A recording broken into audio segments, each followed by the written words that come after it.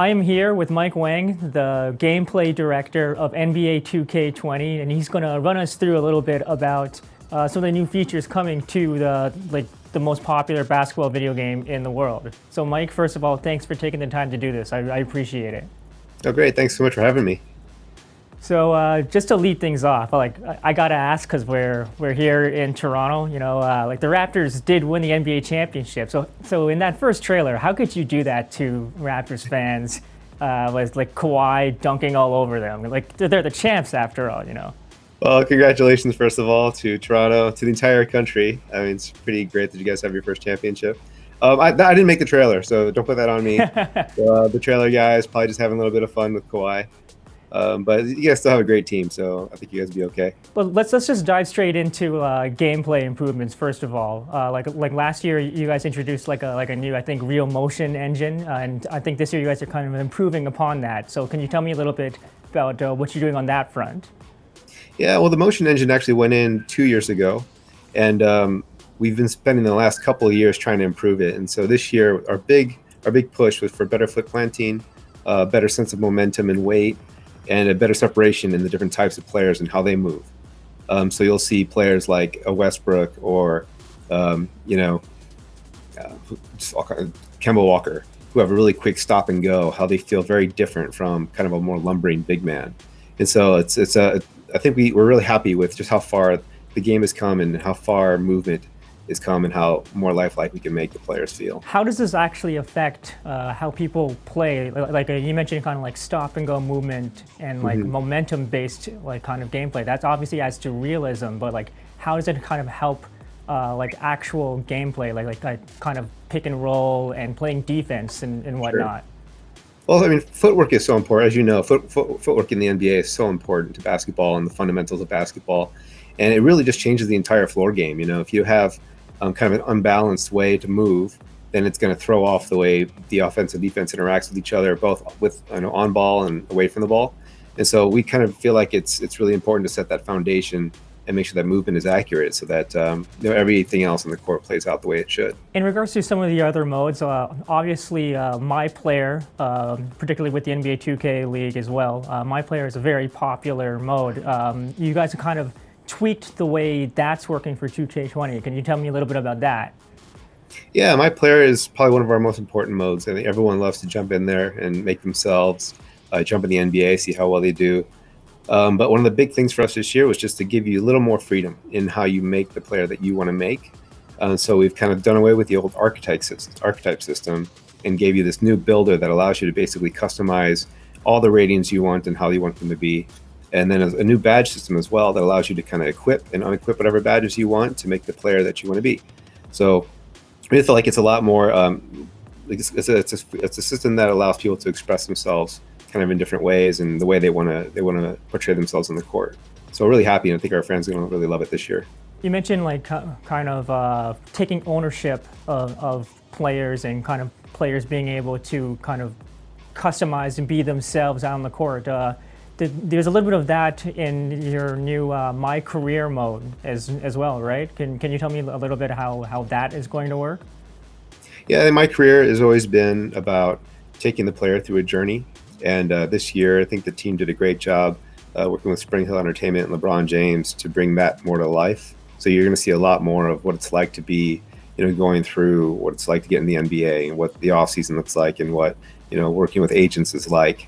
We have some great talent. I just saw those in the game this year, as well as Rosario Dawson, some other actors, a bunch of NBA players also landed their acting talent.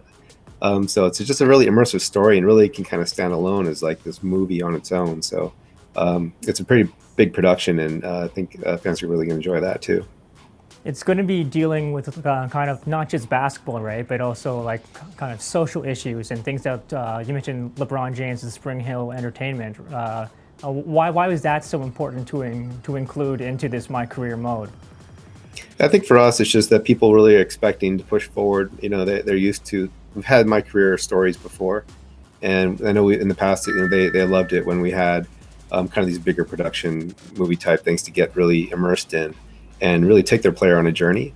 And I think that that's what this team has done this year and really stepped up in terms of making it just more theatrical And really, with LeBron's input and with all these players that came in to kind of help us understand what life was like on and off the court, I think that's really going to come through to the player and to the to our users, and let them really feel like, oh, they're really going on this journey of an NBA player. Another really popular mode is the My Team, kind of the deck building kind of mode that you guys have there. Can you tell me what new features you're implementing there? Well, there's quite a few, and that's not really my mode of expertise. But I know what they've done is some stuff with evolution cards, really a way to kind of take your card and level them up to the level that you want it to be at. They've done a lot with just balancing as well. So I think that there's this new aspect of positional lock, so that players aren't, because that was a big problem last year. Sometimes people would put a Shaq at point guard and just dominate the point guards and just play a little unrealistically. And it also forced basically a lot of players to just like go with these huge big man lineups from the 1 through 5. And we didn't like that, because there's so many great point guards that, who are smaller in stature, who we wanted them to be able to use. And so I think that this new mode and just new way to play is going to be a great way for the players just to have a little more competitive balance on the floor. Now, you guys did spur a little bit of controversy with kind of what looked to be like a slot machine mechanic within that mode. Can you tell me some of the reasoning behind that? Yeah, I probably can't give you a whole lot of details on that, just because I don't know much about Right. It's not my mode, so I can't really say what the design decisions were. But I think it was, just they wanted the cars to come out a certain way, and to be, for the users to have a fun experience with kind of building their teams and building their lineups. So I think it's just, that's some of the things that we got from the feedback from the fans is one way to go about that. So that's what they pursued. Now, 2K is kind of a cultural phenomenon, particularly among all NBA fans and NBA players themselves. So I'm just curious, in terms of the ratings process goes, like how much kind of feedback, or how much do guys in mid-season kind of message you guys about like, hey, I should be higher rated than this? Yeah, I think it's like you're mentioning, a lot of the players in the league, they've kind of grown up with 2K. And that's a lot of them, you can tell us that, some of them have kind of learned how to play basketball a little bit with 2K. And so it's, it's a huge game for them. They're always playing in their off times. And the players contact us quite often. They don't bother me a whole lot. They bother Ronnie the most. But our ratings guys, they have a really tough job, because they have to basically assess how players are playing, how they predict how players are going to play as well. But a lot of it's also, we just go through analytics, but we go through the stats. A lot of our ratings are driven directly off the output that these guys have on the court. So they don't have a lot that they can really say. So we basically say, if you perform well in real life, then you're going to perform well in 2K. So just get your stats up and you'll be happy with your rating. But yeah, everyone always wants to be rated a little higher than they are. Yeah, that's obviously natural. Anthony Davis is the cover star for 2K20, and Dwayne Wade is the cover star for the Legends Edition. Can you tell me the reason why you guys kind of chose these two players? Yeah, I think, well, AD is just, he's a huge star, right? He's a guy that has been kind of in a smaller market for a while, and so he's moving to LA, and it's going to be a big story, we think, that him and LeBron together and what they're going to do over there, hopefully pursuing a championship. But he's a huge fan of the game as well. He plays it all the time, and he's just a natural choice, And Dwayne Wade, I mean, just, what a great player with a huge legacy, and just retiring last year. So he was an obvious choice as well to be kind of the legacy edition cover. And I think they're both just big fans of the game and great spokespersons for 2K.